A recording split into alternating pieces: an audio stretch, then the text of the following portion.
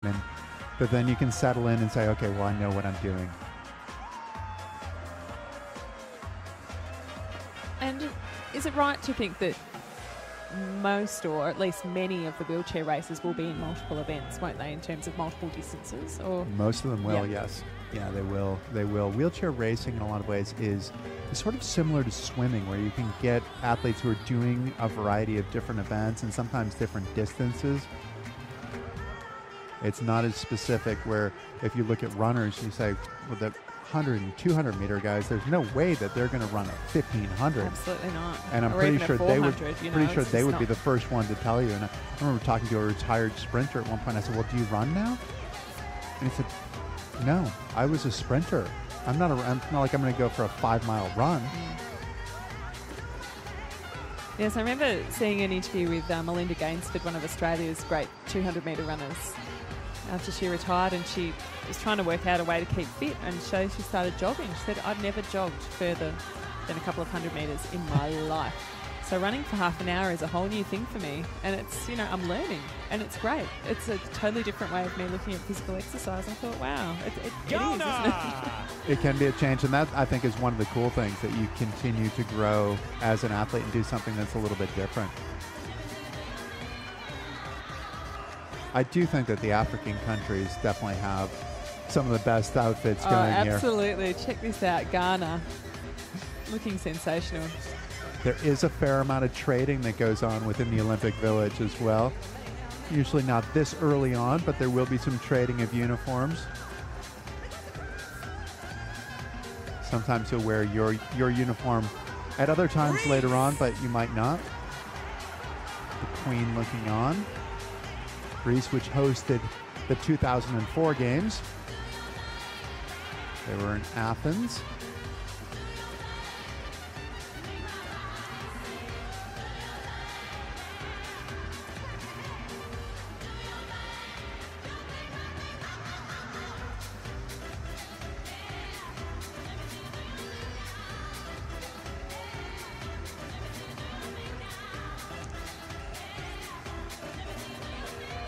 It is a bit deceiving where you see that one guy carrying the flag and you think, wow, the Greece is just, it's really a fallen team off. of one.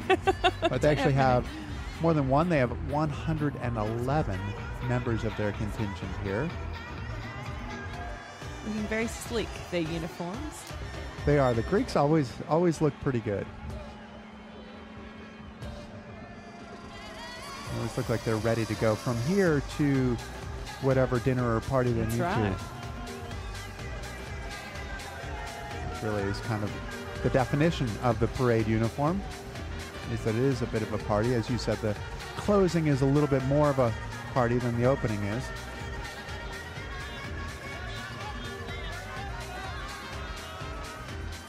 A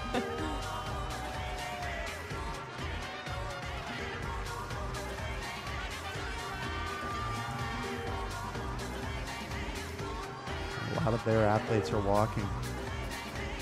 And I did the Salt Lake Games in 2002. It was funny because that was my 4th Winter Games. And my roommate, it was his first Games. And he could not have been more excited. And to see the guys who it was their first Games, they were jumping out of their skin. They were so excited. And just the feeling, it was literally, I mean, there's this pulsing. It's almost like being next to a speaker with it on full bass, where you just, you feel the energy of the crowd as you're coming in here.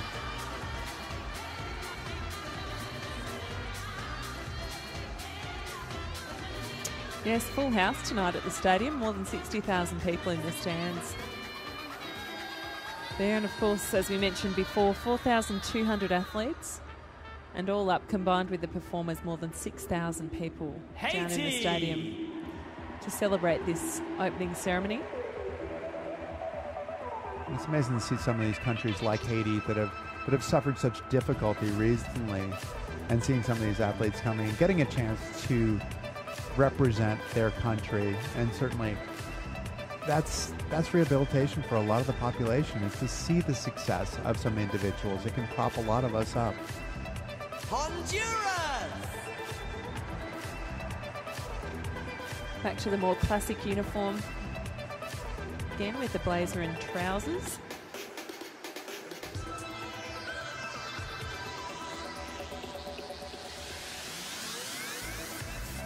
impressed with those dancers. Yes. They put a lot of time in. A lot of effort and energy.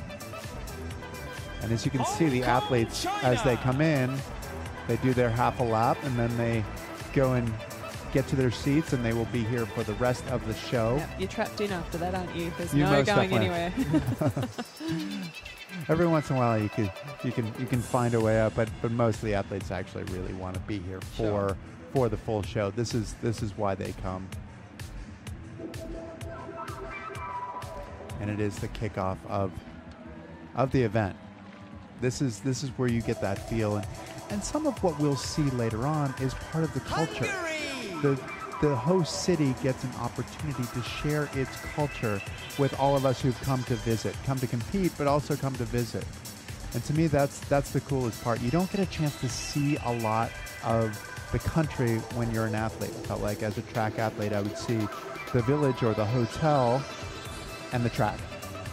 And you go back and forth between the two, and they say, oh, well, you just travel all the time. It must be great. You're on vacation the whole time. You're like, really? No, I kind of know where I want to return. And some of how you know where you want to return is by what the country shares with you. And then also, one of the biggest things are the volunteers. There are a tremendous amount of volunteers who are here who are so helpful. And as an athlete, that's often your contact with the local people is through the volunteers. And they're so excited to be here. I mean, some of my drivers have come in, like this morning, 2.5 hours out. He drove 2.5 hours in to be here this morning to drive around. So it's pretty amazing to see that. It is. 70,000 volunteers. I can't quite get my head around that and the coordinating of all the different roles. But you're right, and my experiences have been 100% positive since I've arrived as well. The volunteers have been so helpful, so enthusiastic, and so welcoming. They are, and I think one of the things that they really enjoy about the Paralympics is that the athletes are happy that they're here. Sure. But they also get a chance to get some contact with the athletes, to interact with the athletes.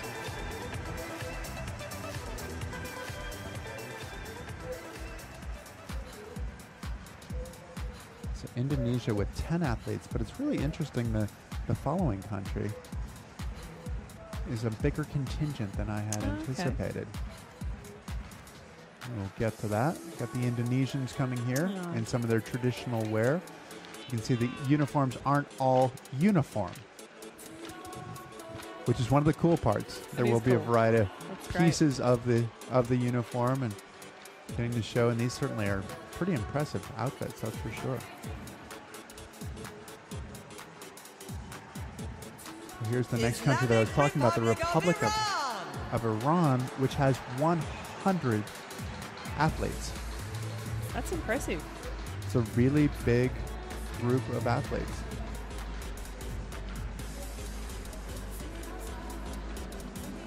It's quite an even spread, I think, with Iran's athletes. I know they've got a couple of cyclists. They're reasonable in the swimming as well. They're kind of splayed across. Yep. Harry and Kate up there looking. That's right. Because some of the royals, they made a lot of appearances during the Olympics. I hope that they will make a lot of appearances during the Paralympics. I think there's certainly an expectation that they will. I think they will, and that's one of the hopes for the Paralympians is that it's not just about the pomp and circumstance of the opening ceremonies, that it really is about the competition. It's about the quality of the competition and the quality of the entertainment that the competition shows. And I think that, for a lot of us watching the Olympics, it is about this idea of what are we capable as human beings. But the Paralympics also shows what we're capable of as human beings. And I think in some ways it's easier to relate to, in that we all have our reason why we're not great at something, and yet somebody who seemingly has a lot of reasons not to be great at something is great at it. Forces us to look in the mirror, which I think is one of the things that the Paralympics really has to offer.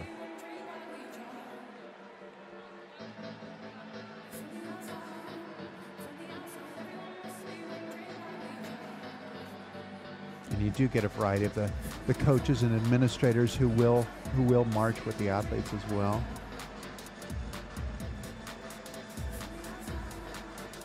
A lot of flags out there. Absolutely.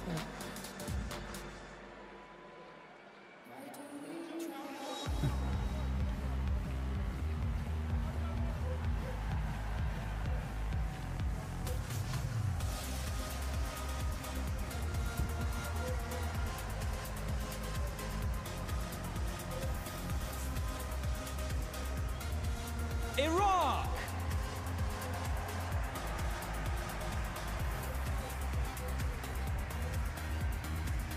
Haris Al-Algili is the flag bearer for Iraq. He'll be in the powerlifting. One of the sports I'll be commentating over the next 10 days or so. And people can stay tuned to Paralympic Sport TV for all of the events as they move through. There'll be a variety of commentators.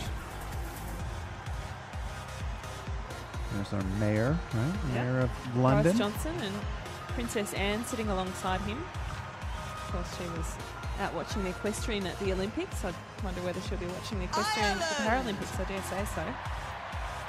Ireland.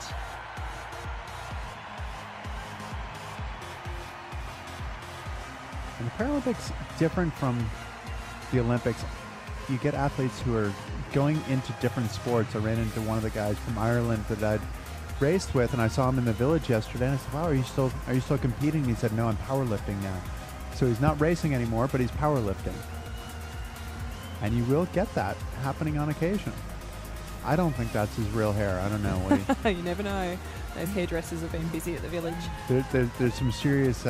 We're talking about science a little bit here. That's a serious genetic mutation, I guess. At that point, if he's grown the Irish flag, Especially, he's had 4 years to cultivate it. So if you'd had the chance to do another Summer Games sport, what would it have been? oh, another summer game sport. Wow, I If you don't could know. have picked another one. You know, as a ski racer, which is really my primary sport, I think we all, as ski racers, think that we are tremendous basketball players, which really is not the case. Right. If you get a bunch of ski racers out on the court, it usually is a pretty ugly scene. There'd be a bit of trash talking, I imagine. Oh, there's definitely a bit of trash talking. Yes, the ego's writing checks that the body can't cash. But that would be a whole lot of fun, I think, to do it. And surprisingly enough, I will be doing some commentary for wheelchair basketball. Sure. Got Italy, which is a big contingent always, and certainly a strong team. They have 100, actually exactly 100 athletes Oscar coming de through. Pellegrin is the archer who's the flag bearer for Italy. And always very well dressed, the Italians. Looking very sharp. Yes. And they look sort of excited. They're kind of a passionate people, aren't they? Those Absolutely. Italians. They're having a great time. Oh. If they could only get excited about it, they'd be doing well, it looks like. A